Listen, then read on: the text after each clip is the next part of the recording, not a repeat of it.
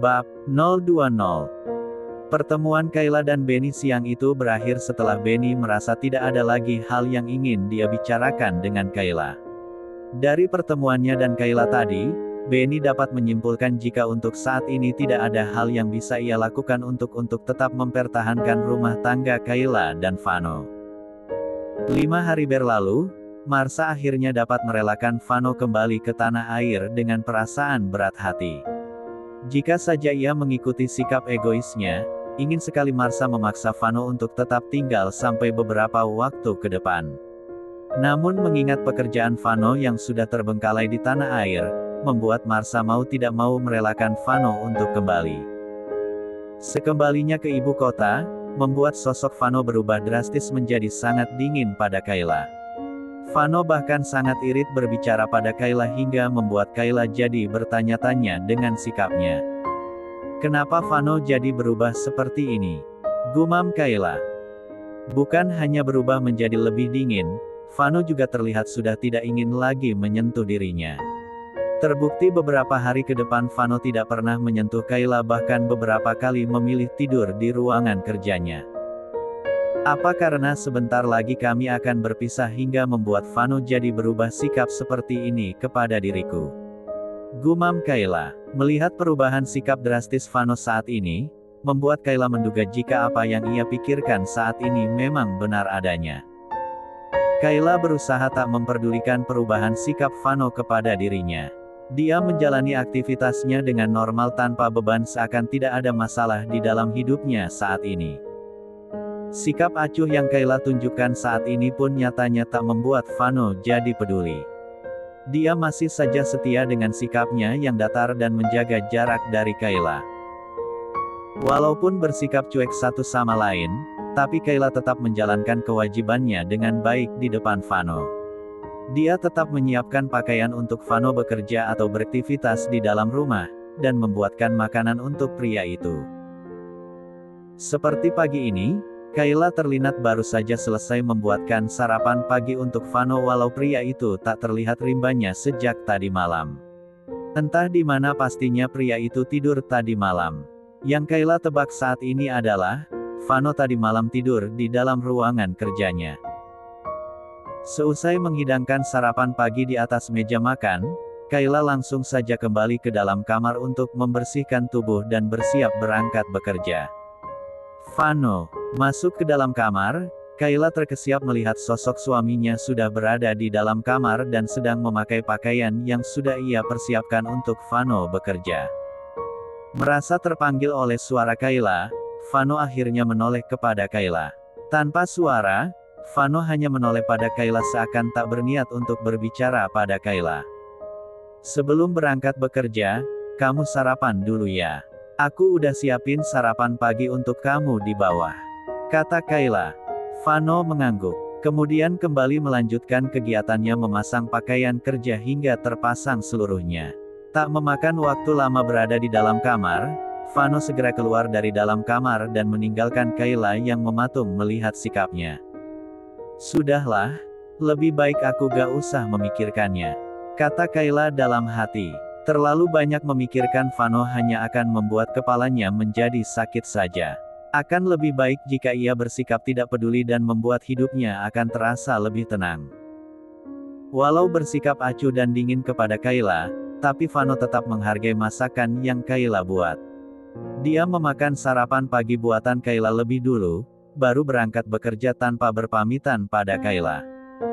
Syukurlah dia mau memakan sarapan pagi buatanku, gumam Kayla. Setidaknya saat ini dia masih merasa dihargai oleh Vano karena pria itu mau memakan sarapan pagi buatannya. Untuk permasalahan Vano yang tidak berpamitan sebelum berangkat bekerja kepada dirinya, Kayla tidak mempermasalahkannya. Toh dia juga sadar diri jika di antara dirinya dan Vano sudah terjalin sebuah kesepakatan untuk tidak ikut campur urusan pribadi satu sama lain. Bertambah hari, hubungan pernikahan yang Vano dan Kayla jalani semakin renggang saja. Vano tak pernah lagi tidur di kamar yang sama dengan Kayla dan terkadang tak memakan sarapan pagi buatan Kayla. Sikap Vano tersebut akhirnya membuat Kayla terbiasa dan terus bersikap acuh kepada pria itu. Dia akan berbicara di saat Vano mau mengajaknya berbicara, dan akan tetap diam jika Vano mendiamkan dirinya. Kerenggangan hubungan keduanya pun sampai saat ini tidak diketahui oleh orang tua Vano karena Kayla selalu berusaha untuk menutupinya. Walaupun demikian, sebagai orang tua, Mama Soraya tetap saja merasakan ada hal yang kurang baik tengah terjadi kepada anak dan menantunya saat ini. Apa benar hubungan Soraya dan Vano baik-baik saja? Gumam Mama Soraya. Merasa kurang yakin dengan hal tersebut, Mama Soraya pun memutuskan untuk mengunjungi anak dan menantunya itu ke tanah air walau dalam waktu beberapa hari saja. Vano, jemput Mama di bandara sekarang juga. Titah Mama Soraya pada Vano saat panggilan telepon keduanya baru saja terhubung.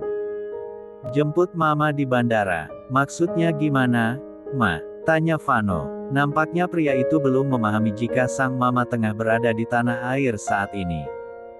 Mama sekarang sudah berada di bandara Jakarta. Sekarang juga jemput Mama ke sini. Lagi, Mama Soraya memberikan perintah pada Vano. Apa? Vano terkesiap. Kedatangan Mama Soraya secara tiba-tiba ke tanah air, membuat Vano yang baru mengetahuinya jadi kalang kabut. Kenapa Mama datang ke sini gak bilang-bilang? Pertanyaan itu keluar dari mulut Vano. Mama Soraya yang mendengarkannya pun merasa enggan untuk menjawab. Dia lebih memilih untuk menyuruh Vano segera menjemputnya. Kenapa Mama datang ke sini mendadak sekali? Gumam Vano dalam hati. Dengan pertanyaan yang berkeliaran di kepalanya saat ini, Vano beranjak pergi menuju bandara untuk menemui Mama Soraya di sana. 20 menit berlalu, sosok yang sejak tadi ditunggu oleh Mama Soraya akhirnya tiba. Melihat kedatangan Vano di sana, membuat senyuman di wajah Mama Soraya jadi terkembang. Mama. Vano menatap wajah sang Mama dengan tatapan yang masih nampak terkejut seakan tak percaya. Mama Soraya yang melihatnya pun mencoba tak memperdulikannya. Jangan banyak bertanya kepada Mama. Sekarang ayo bawa Mama pulang ke rumah kamu dan Lima. Titah Mama Soraya. Nampaknya, dia sedang malas untuk meladeni pertanyaan dari Vano. Vano langsung saja mengiyakan perkataan sang Mama. Dia membawa sang Mama pulang ke rumahnya dan Soraya, dan menuruti perkataan sang Mama untuk tidak banyak bertanya. Di tengah perjalanan menuju kediaman putranya, Mama Soraya teringat dengan menantunya yang ia perkirakan masih berada di tempat bekerja saat ini. Antar Mama ke kafe tempat Kayla bekerja saja, Vano. Titah Mama Soraya. Daripada pulang ke rumah dan tidak bertemu dengan Kayla, lebih baik ia menemui Kayla di tempatnya bekerja saja lebih dulu. Vano mengiyakannya. Dia memutar arah mobilnya menuju letak kafe di mana Kayla bekerja saat ini. Setibanya di kafe, Mama Soraya tak langsung turun dari dalam mobil. Dia memperhatikan bentuk kafe di depannya saat ini, kemudian menatap pada Vano. Vano, apa kamu gak merasa iba lihat Kayla bekerja di kafe seperti ini? Tanya Mama Soraya. Vano memandang mamanya dengan tatapan bingung. Dia merasa kurang mengerti dengan maksud perkataan mamanya itu. Bukannya sebelumnya Mama Soraya juga sudah menyetujui keputusan Kayla untuk tetap bekerja walau dia sudah menikah. Maksud Mama itu, apa kamu tega lihat Kayla bekerja di kafe seperti ini sedangkan kamu masih mampu untuk memenuhi kebutuhan hidupnya?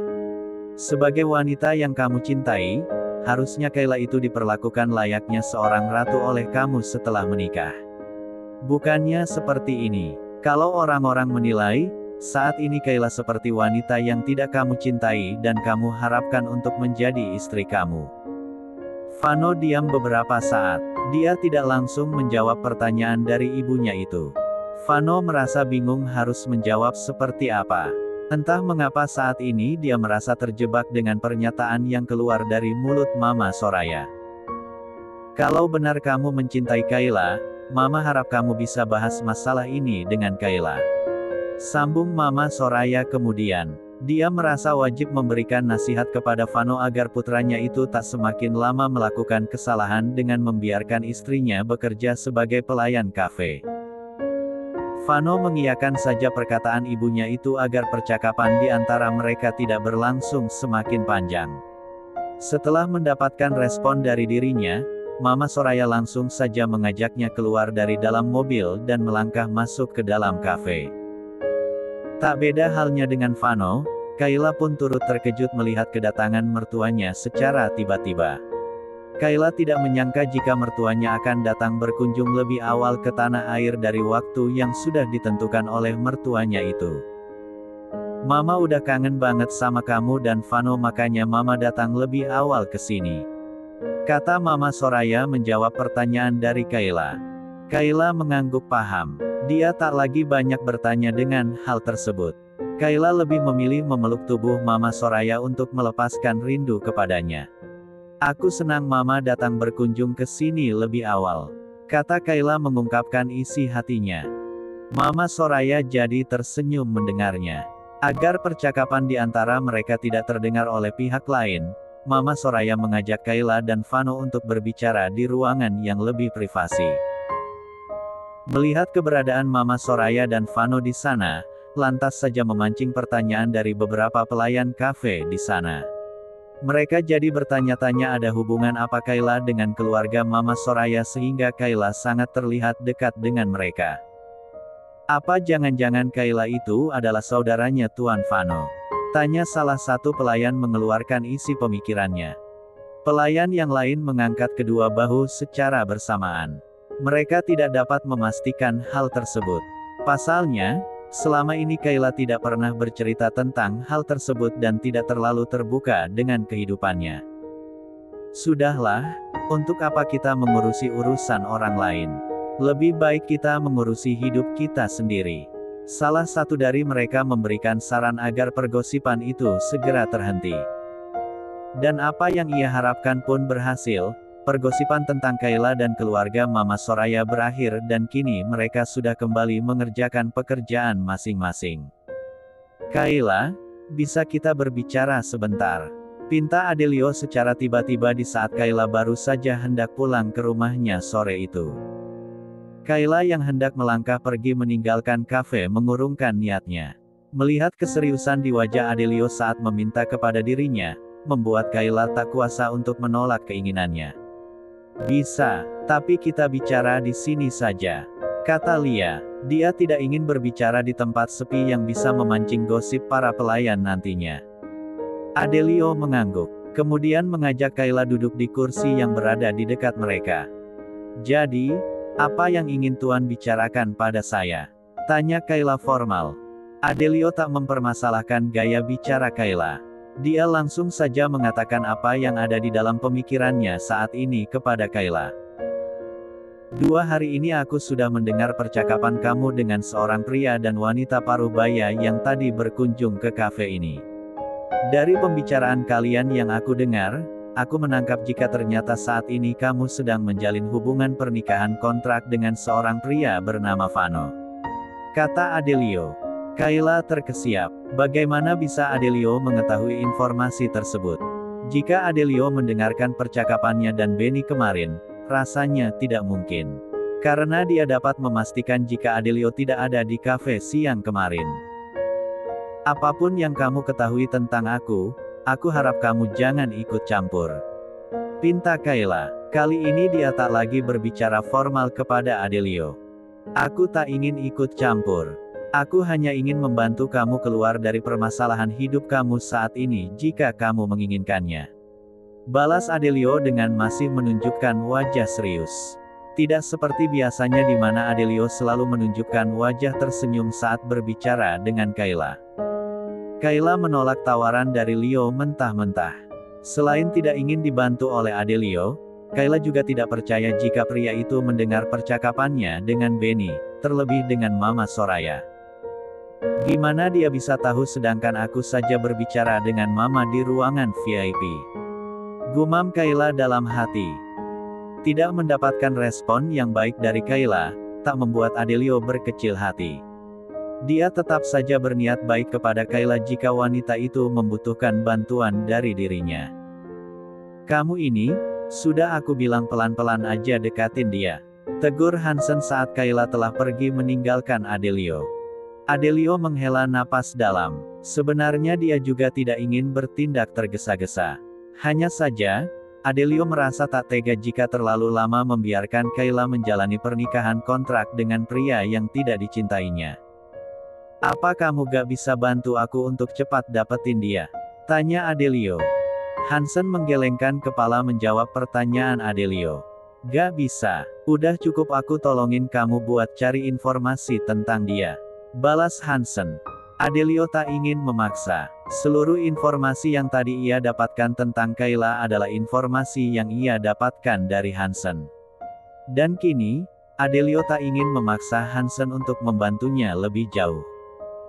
"Jika kamu benar menginginkannya, maka berjuanglah sendiri.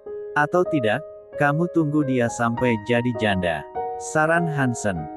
Tak ada jawaban yang keluar dari mulut Adelio setelah mendengarkan perkataan Hansen. Adelio diam karena belum bisa mendapatkan jawaban yang pas untuk Hansen saat ini. Kayla melajukan motor matic miliknya dengan kecepatan cepat di jalan raya agar cepat sampai di kediamannya dan Vano. Akibat meladeni perkataan Adelio tadi, membuat waktu Kayla terbuang dan membuat Mama Soraya yang sudah sejak tadi menunggunya pulang jadi menunggu terlalu lama. "Maafkan Kayla baru pulang, Mama," kata Kayla sambil menyalimi tangan Mama Soraya. Mama Soraya tersenyum sambil mengusap kepala Kayla. "Gak apa-apa, namanya juga kamu lagi kerja," kata Mama Soraya. Kayla tersenyum mendengarnya. Dia pun segera duduk di sofa yang bersampingan dengan Mama Soraya.